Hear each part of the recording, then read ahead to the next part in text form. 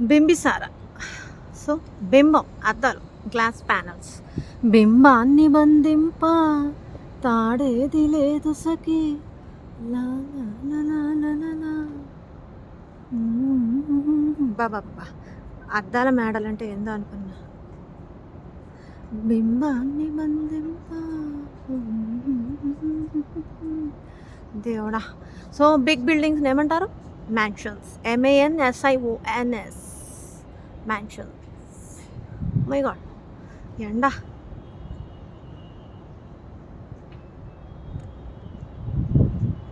Architecture ఒక్కొక్కటి ఒక్కొక్క ఆనిముత్యం.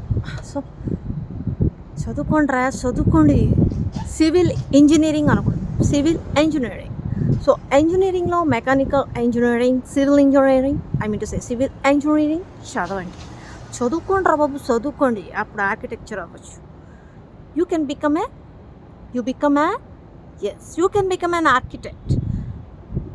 So ఈ ఆర్కిటెక్చర్ ఏదైతే ఉందో ఒక్కొక్కటి ఒక్కొక్క ఆనిముత్యం యూనిక్గా ఉంటుంది.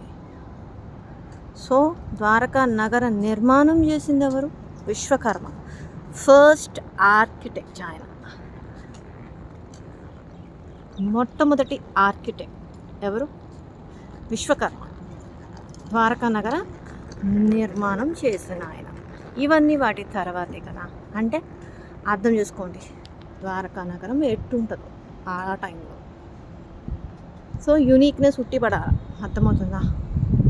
ఎంత ఎత్తున్న చివరికి ఏం చేస్తాం? ఇదిగో ఇలా క్యాప్చర్ చేస్తాం. దేవుడు మనకు అందనంత ఎత్తులో ఉంటాడేమో అనుకుంటారు, కానీ నీలోను శివుడే, నాలోను శివుడే. సో మనం జీవితంలో ఎంత ఎత్తు ఎదిగినా ఏం చేయాలా? డౌన్ టు ఎర్త్ యాటిట్యూడ్ ఉండాలి. లేకపోతే ఏమవుతుంది? మెడ పైన ఉంటుంది, ఏదో రోజు మెడ పెట్టేస్తుంది. ఇకసారి అయిపోయింది వీడియో.